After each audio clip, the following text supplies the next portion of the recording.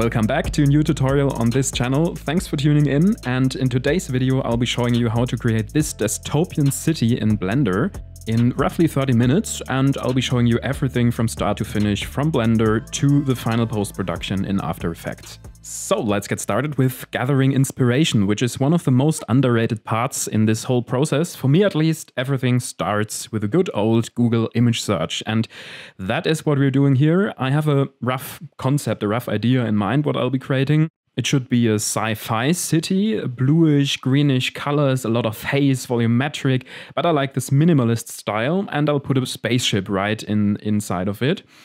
So now I've gathered all these images, and now I'm dragging them into a program called PureRef, which is a reference gathering program. You can arrange the images as you see here and keep this window up all the time while you're creating your artwork. This helps really a lot.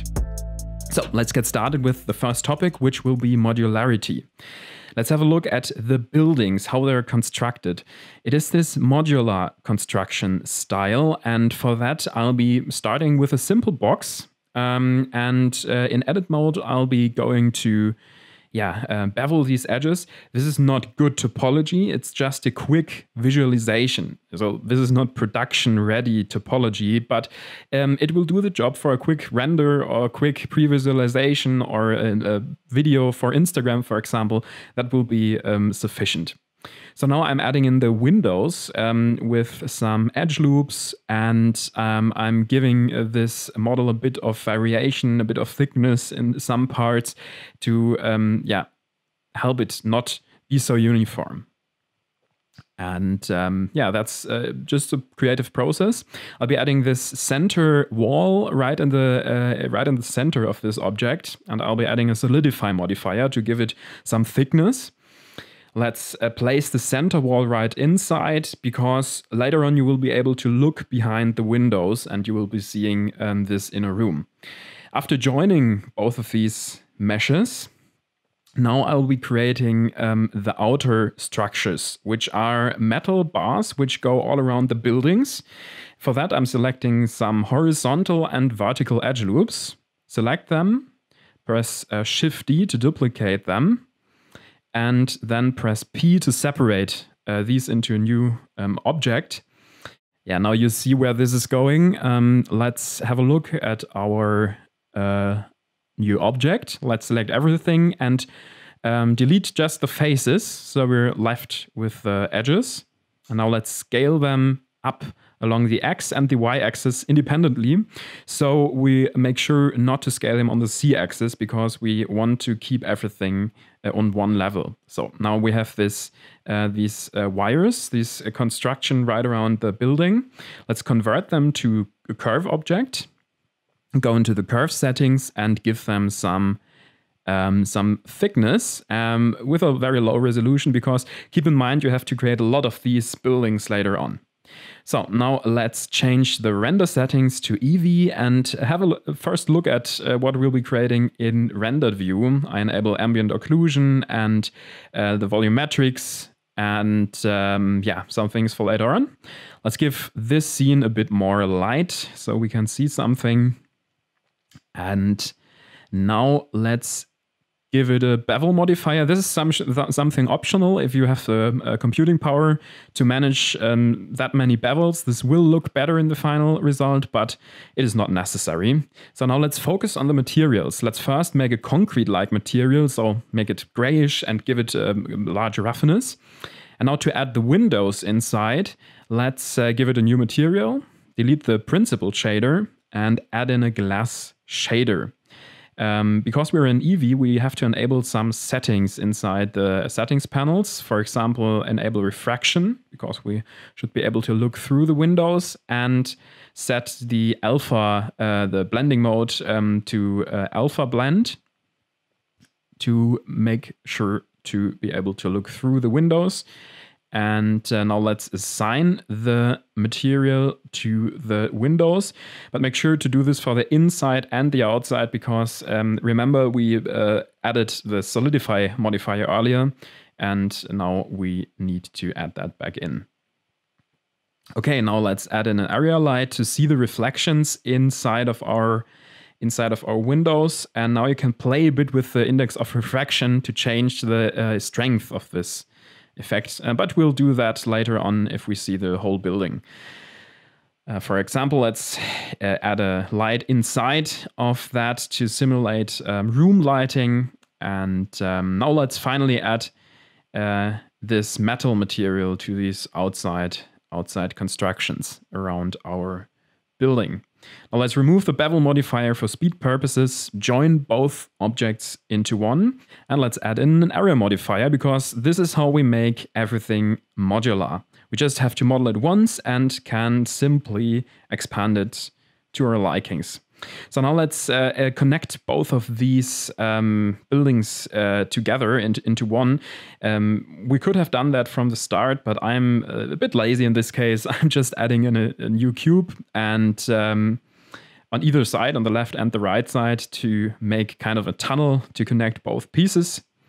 Let's remove these front faces and let's bevel the sides, because in sci-fi everything looks great when it's beveled. This is the golden rule.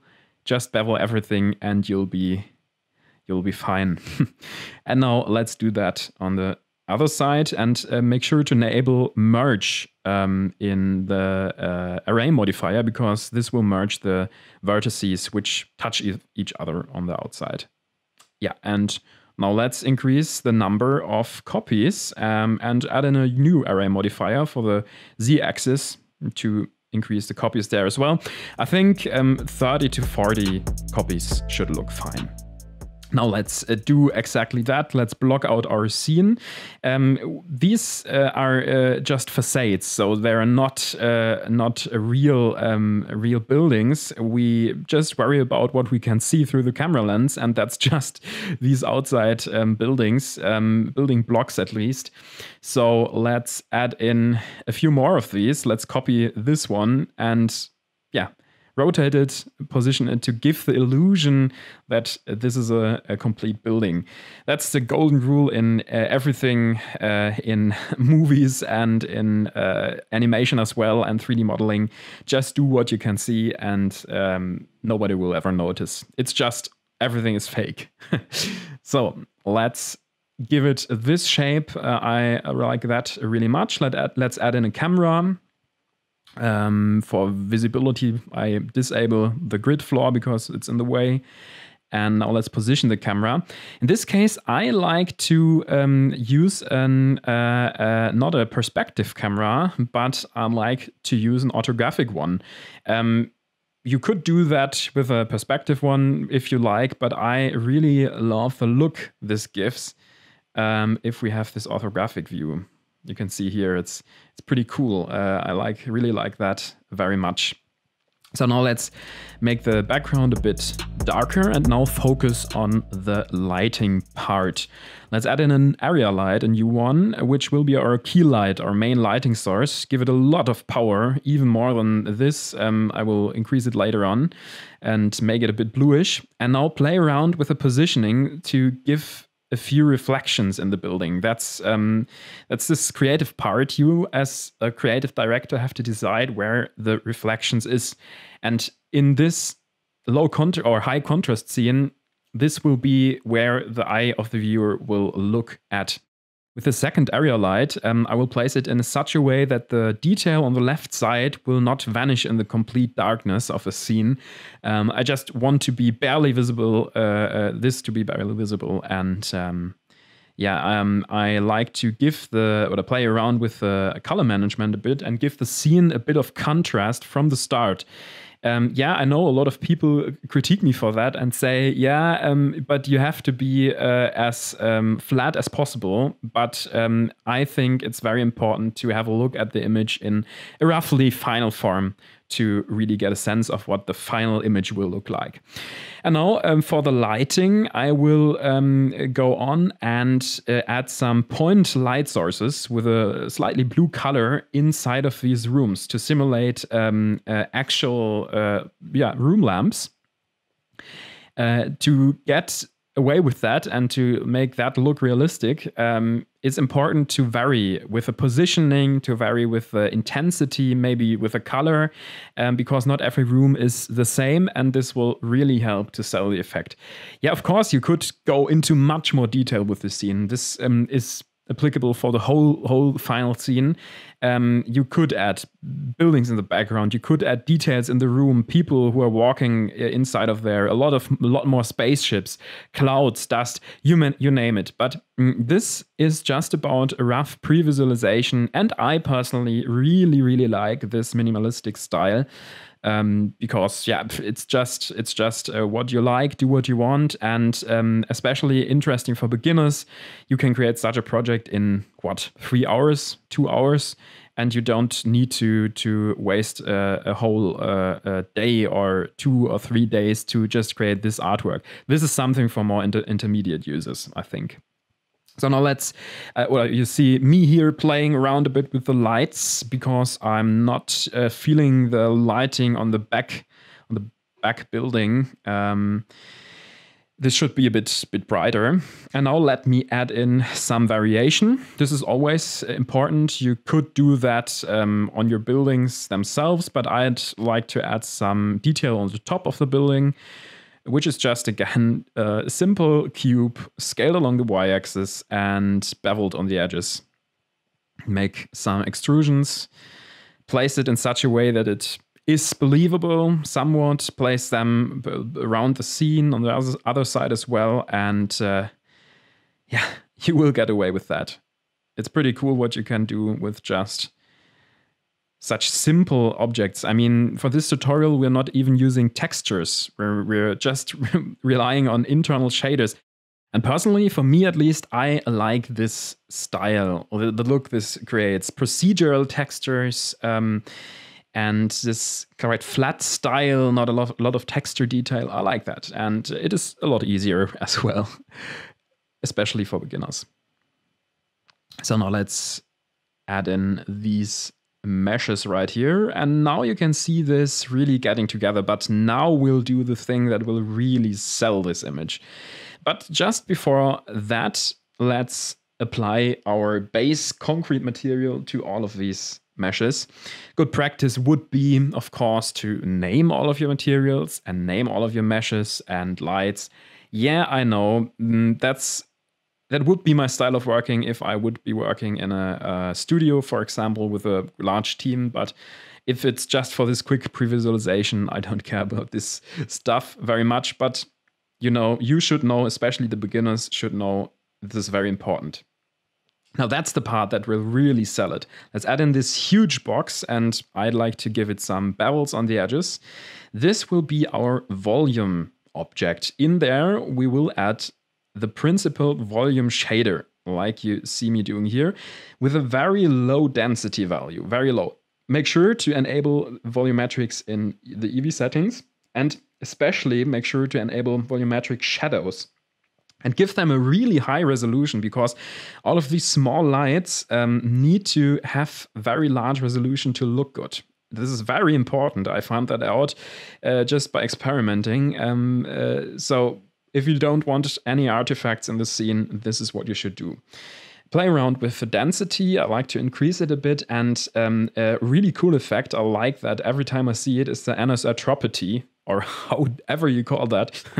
Yeah, and this creates kind of this scattering effect. This determines how much the light will be scattered in this main object, in this body of the volumetrics.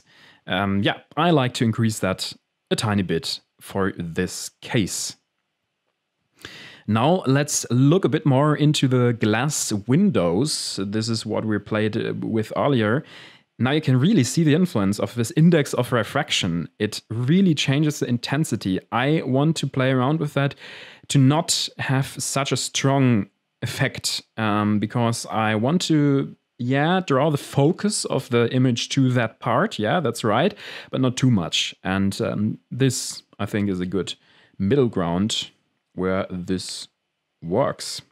Pretty helpful trick is these volumetric objects are oftentimes in the way. So go under the object settings and change the visibility type to wire.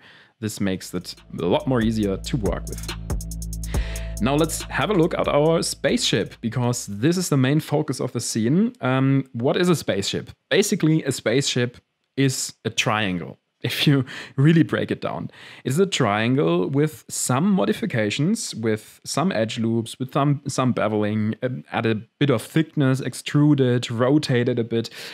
And slowly but surely you'll get to this final spaceship. But in essence, a spaceship is a triangle. And now I play around with some edge loops, move them around. Yeah, you could use a mirror modifier, but I just thought that I quickly do that by hand.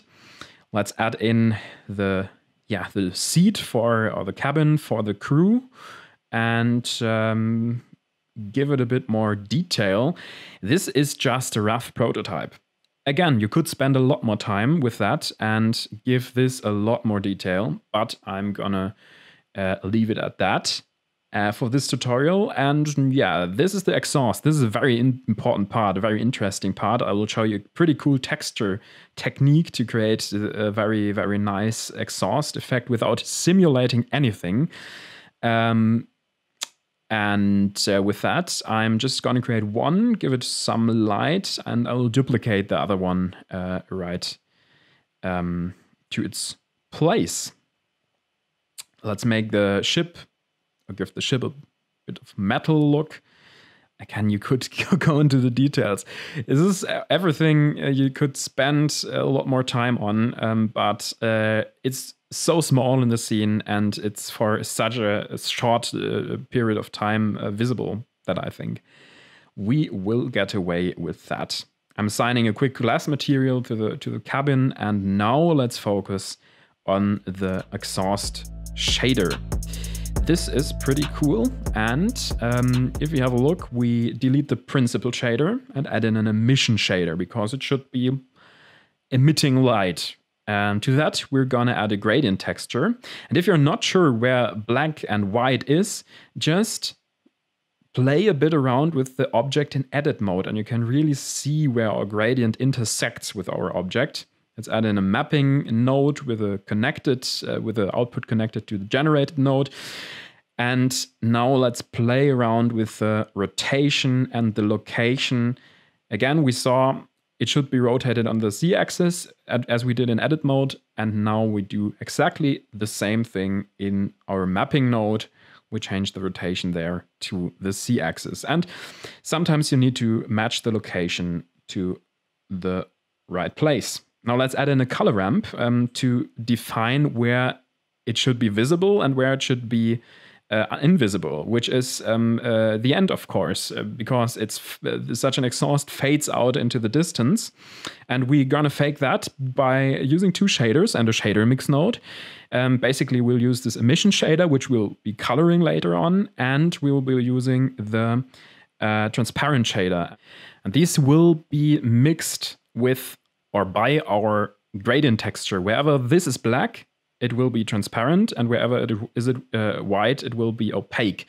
Make sure to change the visibility settings here in the material settings to alpha blend to really get this transparent look. And yeah, you see me now playing around a bit with this gradient to really make it fade out at the end. And I think we did well there. Make sure to give a smooth transition, make the start of the gradient pretty wide so we don't see the thickness of this mesh. Now let's add in a layer weight node and connect the facing output to a mix node. What are you doing here? Well, if you have a look at our layer weight node, we can see this works kind of like a Fresnel node, but inverted. Wherever the object is facing the camera, it will be darker, and on the sides where the angle is steeper, it will be lighter. And we'll use that in this combination with an inverted node to make the exhaust plume fade out to the sides, so we don't have these defined edges like you see here. and we'll be mixing that with our original texture, which I'll be doing right now. I think I connected the wrong socket, and it will become obvious in a moment. Yeah, this is where we should connect to. And so we combine these two effects, this effect that limits it to just the inside and that fades out as we get farther away from the emission source. This is pretty cool. And this is the base for our transparency. Now let's have a look at some settings I'm changing here, which kind of give different effects. You can play with that to your liking. It's just faking again. It's not, in reality, you would simulate such a thing. You could animate it. You could animate its size, its coloring to give at least the illusion of motion, but I am so lazy. I'm not gonna do that in this tutorial. This is something for another day, but beware that you could do that. Now let's connect another gradient texture to our colorant to our gradient texture, and this will be used for coloring our exhaust plume. Let's make the end a bit bluish. Let's make the start really white and mix in some orange and red colors. I'm not exactly sure a plume like this should look this way, but I think we roughly got it the right way. I personally think it looks cool. I think the hotter the flame is, the more the bluer the color would be. But yeah, I think this is a very special engine, you know. This is a futuristic sci-fi engine, and it does some things normal engines can't. Now let's duplicate this one, and I think if you view it at a distance, it looks pretty cool. Pretty cool. Now I'm gonna add in some headlights to the spaceship because it's very foggy outside, and of course this ship should have some lights on. It's very important, and yeah, for that I'll be adding an emission shader, a simple white blank emission shader, nothing special to this front part and to the side part as well, to give the mesh a few details on the distance. Yeah. Again, a mirror modifier would have made my life a whole lot easier, but it works. It does the job. And now let's insert our mesh into our main scene. Right here between the two buildings, it will fly there, and yeah, this is pretty cool. I really like this effect. I really love that it gives away this, or that there is a small detail in this, otherwise very minimalistic scene. Let's play around a bit with the intensity of our lights, because in all of this fog, a lot of light is lost to the camera, and you see me adding in some actual point lights to illuminate the ship from behind, and maybe to cast a reflection on the windows on the right building. But this only works to a certain amount. But I think this really helps. Let's move our ship a bit to really get it to the right position. Let's add in a second light. And of course, we need to add in our actual headlights, because these emission shaders would cast light into the scene if we had cycles enabled. But here they're just lighting up the mesh itself. And we need this spotlight, this very strong spotlight, right ahead our spaceship. I give it a really much power and make the angle a bit smaller, so it is looking a bit more realistic. And now you can really see that this is of course a bit too much. I will tune that a bit down, but it's pretty cool. And now let's parent everything to the main mesh. This is something I didn't show. And then let's focus on the animation. It's basically just moving the ship a bit forward and rotating it a bit because I really like this rotating motion, and doing the opposite with our main camera. So we have two motions which go in opposing directions, and that always looks cool.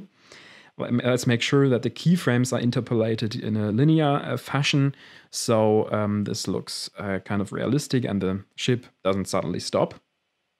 A small little tip is enable the frame dropping mode if your playback is not in real time, because yeah, it won't render every frame, but you will be more able to see how your final animation will look timing-wise, because the speed is right.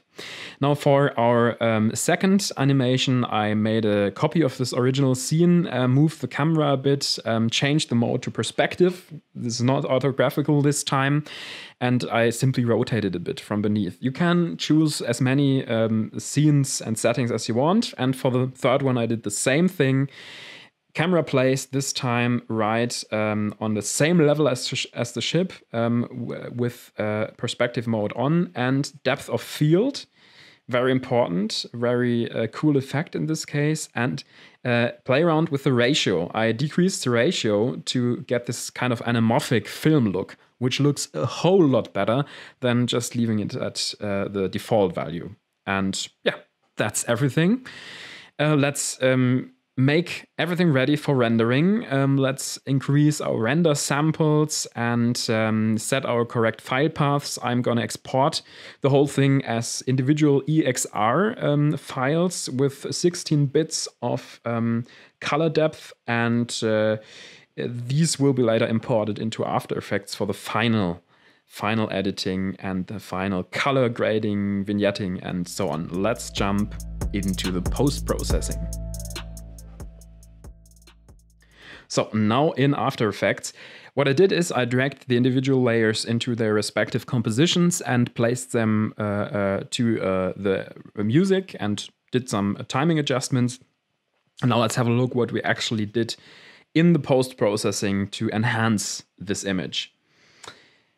Okay, the first adjustment layer is this one, and it is a simple glow. A very faint glow, not very much, a bit of bloom, because I want to keep the detail inside of this ship. It is a lot of haze there, but I think that's just enough. In the second adjustment layer, I added in a mask and gave that a curves adjustment where I dragged the darker parts of the image a bit down to create this vignette. And here in this third adjustment layer, I added in a levels adjustment to give this a bit more brightness. And in this adjustment, I used magic bullet looks to create this kind of orange and teal sci-fi looking effect, especially for the colors. First, I added in a gradient from the top, and then a small little anamorphic flare to give some realism in this case, but very, very small.